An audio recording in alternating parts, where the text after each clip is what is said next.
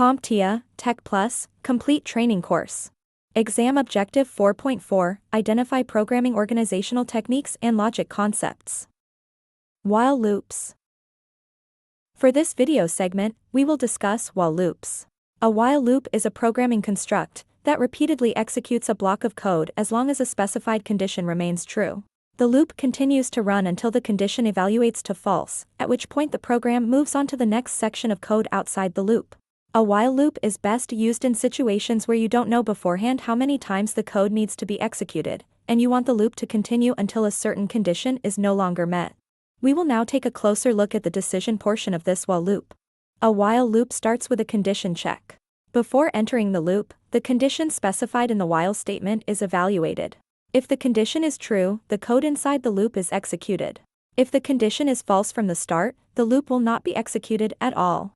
For our example, we will be checking if the variable num is a positive integer or greater than 0. To start things off, our variable num is equal to 4, so the condition check is num greater than 0 will evaluate to true. This will cause us to execute the code within the while loop. Next, we will receive an integer from a user that will be assigned to the num variable and replace our current value. Here we will assume the value 2 was provided as an input.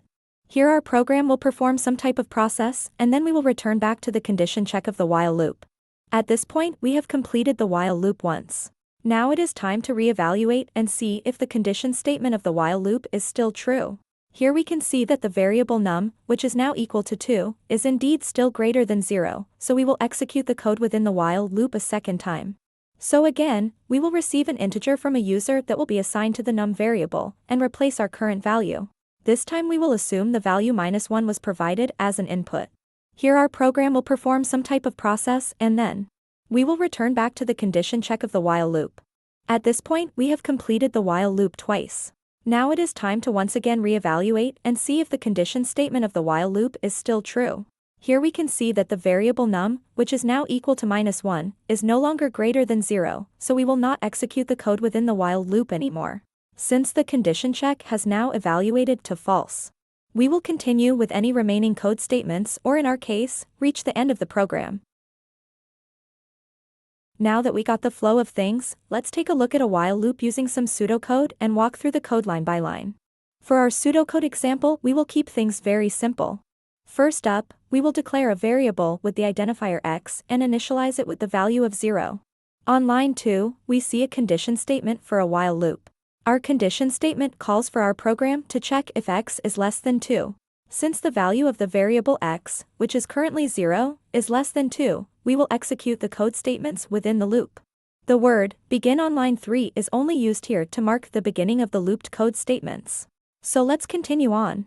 On line 4, we will reassign the variable x with the current value of x plus 1. This is a very important part of the while loop, since the condition check of the while loop is based on the value of x. If our loop does not provide a way for x to be modified in some way that will eventually cause the condition to evaluate to false, we could find our code stuck in an endless cycle, or what is referred to as an infinite loop.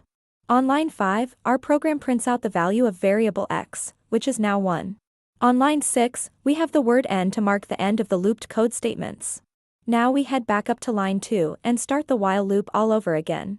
This time we perform a reevaluation and check if x is still less than 2.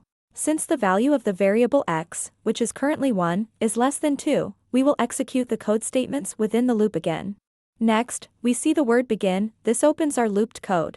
We reassign x with the current value of x plus 1, making 2 the new value. We print out the value of x, which is currently 2, and append it to the previous output of 1. Next, we see the word end. This closes our looped code. And finally, we pop back up to the top of the loop to perform our condition check a third time. This time we see that x is equal to 2, but no longer less than 2, so our condition evaluates to false. This causes our program to move to the next line after the while loop. In this example, since there is no more code, our program is done. Great job! In the next video, we will try to solve a few practice questions using what we have learned about while loops.